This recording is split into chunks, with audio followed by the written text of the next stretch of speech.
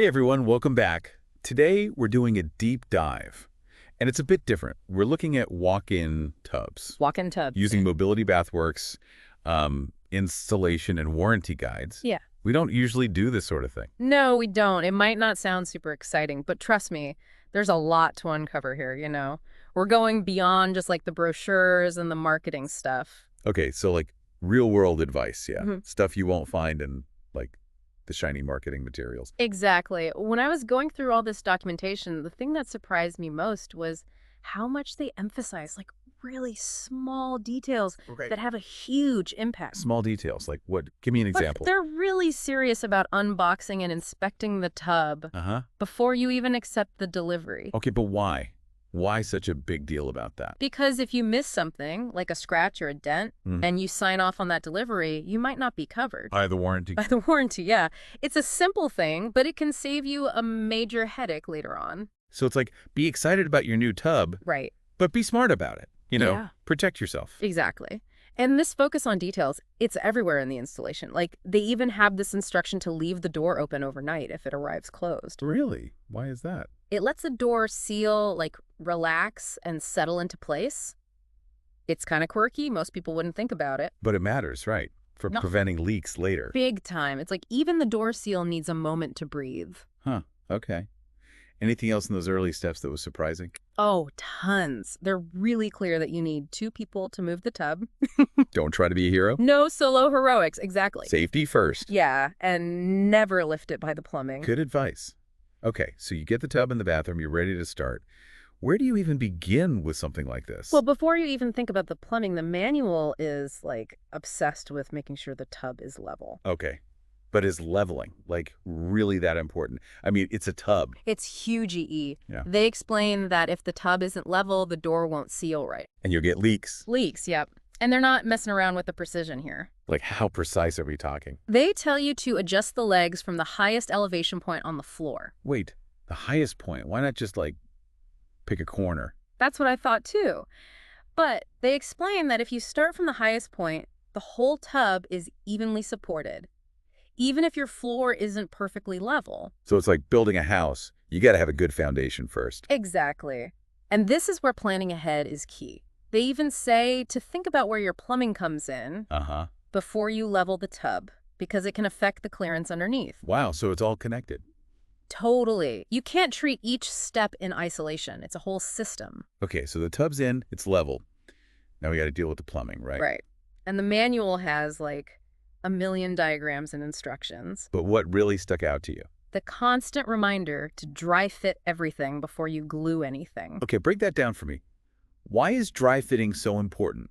It's like a dress rehearsal. You make sure all the pipes and fittings are lining up correctly before you make it permanent with the glue. It's a chance to catch any mistakes early on. Exactly. And they get really specific about the drain assembly and the stopper height. Again, it's about precision Yeah. and stopping those leaks. Yep. It's all connected. Okay, so level tub, dry fit plumbing. Hmm?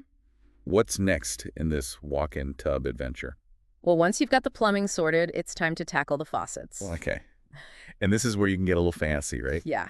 There are 2 main choices they outline: a 1-piece Bristol faucet or a 5-piece Roman faucet. Oh, so you can match it to your bathroom style. Absolutely. And the installation instructions are super detailed. Are there any, like, tricks or tips that they give, even for people who are pretty handy? Oh, yeah. For example, when you're drilling the holes for the faucet, they recommend using masking tape. Masking tape. Yeah, to mark the spot and guide the drill. It helps prevent the fiberglass from cracking. Oh, that's smart.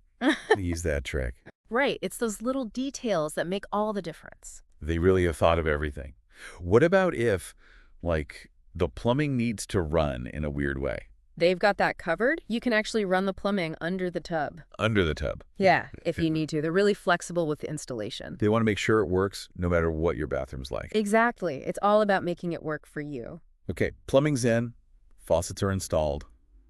What's the next step in our walk-in tub journey? Now we get to the part that can't be messed around with: electrical. And here, the manual is super clear. All electrical work has to be done by a licensed electrician. No exceptions. Yeah, that makes sense. You don't want to mess with water and electricity. Right. It's a recipe for disaster. And they're really specific about needing a dedicated GFCI protected circuit The dedicated circuit. Okay. with specific requirements for the amperage and the wire gauge. So they're not just saying get an electrician. They're giving that electrician very precise instructions. Exactly. It's about making sure everything's up to code and safe. And speaking of safety, I noticed they also tell you how to test that GFCI outlet yourself. Yeah. Why is that so important? It's about you being in control of your own safety. You're not just relying on the electrician. You're double checking. You're double checking, yeah. They're giving you the knowledge to make sure it's working right. That's great. It's like they've done their part, now you do yours. Exactly. Informed and empowered. Okay, so we've got the tub in, plumbing's hooked up, faucets are in, electrical safe. What's next?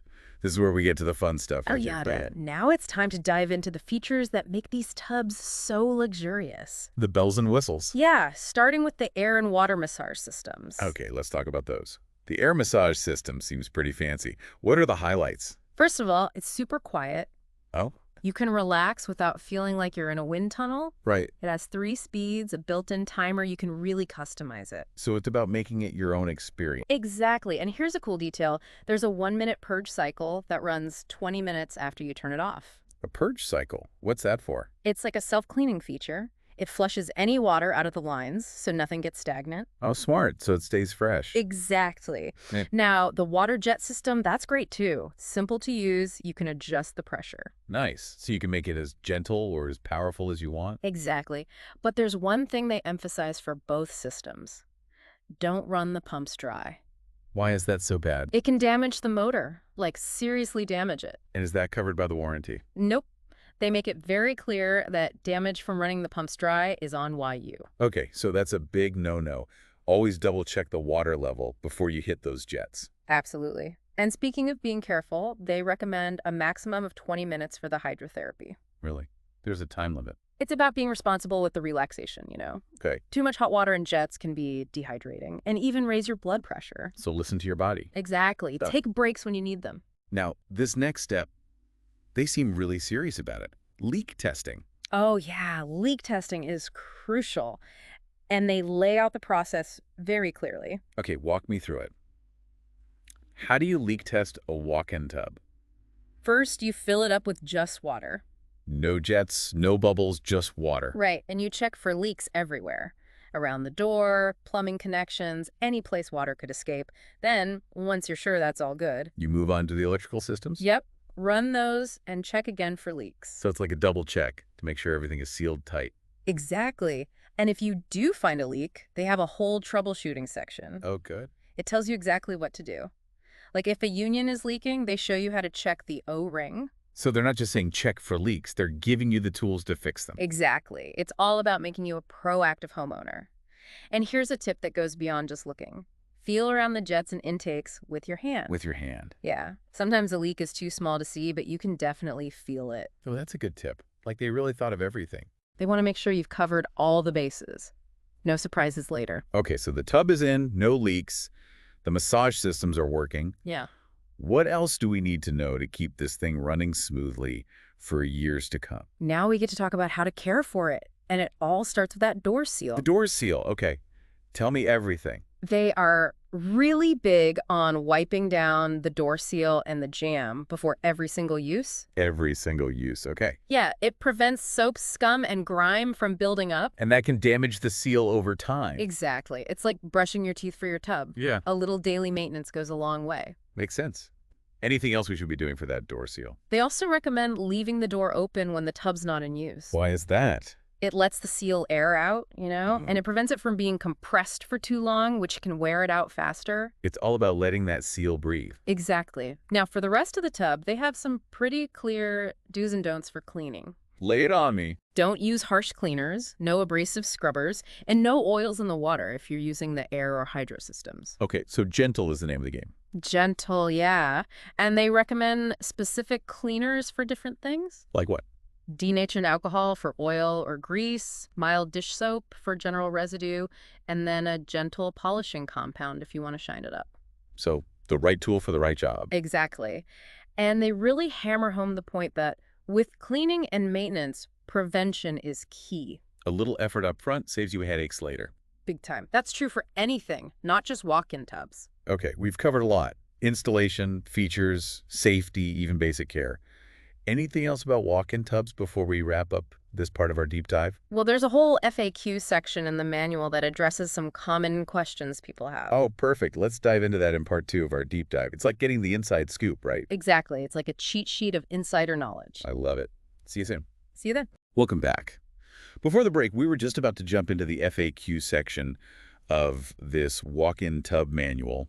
It's like a window into what worries people about these tubs. Totally. What's Well- the first question that caught your eye? This one, it's about the door seal. Okay. What if it doesn't feel totally compressed when the door's closed? Ooh, that would stress me out if it were my tub. What do they say? They address it head on. They say sometimes the seal just needs some time Time for what? to, like, get back into its shape, especially if the tub hasn't been used in a while. Oh, okay. And they say the best thing to do is just leave the door open when you're not using it. So it's not necessarily a problem. Right. It's like, be patient, let the seal do its thing. Got it. Don't panic right away. Exactly. And they actually say, don't try to adjust the hinge to make it tighter. Really? Why not? They're really adamant that the door is designed to seal properly as is. Okay. And if you mess with the hinge, you could actually make things worse. Interesting. So less is more in this case. Yeah, just let it settle naturally. But they do emphasize keeping the seal clean. Right. No gunk or grime in there. Exactly. That can mess with the seal too. So clean seal, open door, be Uh-huh. patient. Got it. What's next on the FAQ hit list? Cleaning frequency. How often should you actually scrub this thing down? Okay, good question. What do they say? After every use, wipe it down. The whole tub. Especially the door seal. Okay, makes sense. But what about like a deeper clean? At least once a week, they say. Right. With a mild cleaner, something pH balanced, made for walk-in tubs. So be gentle. Gentle, yeah. No harsh chemicals, nothing abrasive, could damage the surface. And probably void the warranty. Oh, for sure. They also say pay extra attention to the jets in the drain. Why are those spots? They tend to collect gunk and bacteria more easily. Makes sense. Anything else on the maintenance checklist? Every 2 weeks, clean the spa system. They recommend Cascade. Oh, like the dishwasher detergent. Yep, that's the one. Keeps it fresh. Nice. Okay, now, this next one, I'm sure everyone wants to know. Bubble baths. Allowed or not allowed? They're not totally banned, but there are rules. Okay, I must admit. Oils are generally okay as long as they're made for bathtubs, but Yeah. absolutely no bath salts. No bath salts. Why not? I love bath salts. They don't really explain why, Uh. but maybe it's about the salt damaging the surface or the plumbing. Okay, better safe than sorry. I'll stick to oils. And even with oils, rinse the tub really well afterwards. So no oily residue building up. Exactly. Keep it clean. Okay, so we've covered cleaning, bubbles. Mhm. What other anxieties are they tackling in this FAQ? This one's a big one. What happens if you chip the tub? Oh, no. These things are expensive. A chip would be heartbreaking. Right. But they have a solution. A fiberglass repair kit. Oh, thank goodness. Yeah, it's not a disaster if it happens. That's a relief. Is it hard to use? They actually give you instructions how to fill in the chip and make it basically disappear. Wow, they really have thought of everything. They try to cover all the bases. Okay, next up, a bit more technical. What if the electrical system isn't working right? Okay, this is where I'd be calling an electrician. What do they say to do? First and foremost, call a qualified electrician. But they give some troubleshooting tips, right? Yeah, just to help you figure out if it's something simple or if you need a pro. Okay, like what? First, check the GFCI outlet. Remember, those are designed to trip if there's a ground fault. To protect you from a shock. Exactly. So first thing to do is see if that outlet has tripped. And if it has, just reset it. They even tell you how to do that. Now, if the outlet's fine, but the tub still isn't working, Then what? check the circuit breaker in your electrical panel. See if that's tripped. So it's a process of elimination. Yep. Start with the simple stuff, then work your way up. And if those are all good, but the tub's still dead. Call the electrician. Exactly. Don't mess around with electricity if you're not sure. Better safe than sorry. Okay, we've got electrical covered. What's next? What if the tub's not filling with water? Oh, that would be annoying. What do they say to do? First, the obvious. Make sure the water supply valves are turned on. You'd be surprised how often that's the problem. Right. But if the valves are on and no water's coming out, Then what? check the faucet itself. Is it turned on? Is the diverter valve in the right position? Okay, so you're checking all the points along the way. Yep. Then they say to check the water supply lines, make sure there's no kinks or blockages. Like follow the water's path and see where the problem might be. Exactly. And if you can't find the culprit, time to call a plumber. Makes sense. Okay, we've done electrical, water supply. What about if the jets aren't working right? This is where all that cleaning and maintenance stuff comes in. Remind me, what were the key points again? Regularly clean those jets Okay. with a cleaner specifically made for walk-in tubs. Gets rid of mineral buildup, gunk, anything blocking the flow. Like flossing for your tub. Exactly. And take the jet covers off sometimes, soak them in vinegar and water. Oh, right. That helps break down the stubborn stuff. Yep. And again, never run the jets dry. Right. Big no-no. Protects the pump, protects your warranty. Okay, so much good info here. What else have we got in this FAQ goldmine? This last one, it's pretty broad. What if you have a question that's not in the FAQ? That's a good point. These manuals can't cover everything. Right. So they say, call their customer service department. They're there to help. Exactly. They give you a number, an email address, and they say they're happy to answer any questions. That's great. It's good to know their support if you need it. Absolutely. They want you to be happy with your tub from day one and beyond. Okay, we've really gone deep on walk-in tub installation and maintenance. It's amazing how much detail goes into these guides, you know? I know, I'm impressed. It's like they've thought of everything to make it as easy as possible for the homeowner. Totally. It makes you wonder what other hidden gems of wisdom are in our other instruction manuals. Right. We often just ignore those, but they can be so helpful. They're like secret guides to keeping our stuff running smoothly. I love that. Okay, ready for part 3 of our deep dive. We're going to talk about how to really enjoy and get the most out of your walk-in tub. We're going beyond the basics. This is about luxury bathing. I can't wait. See you soon.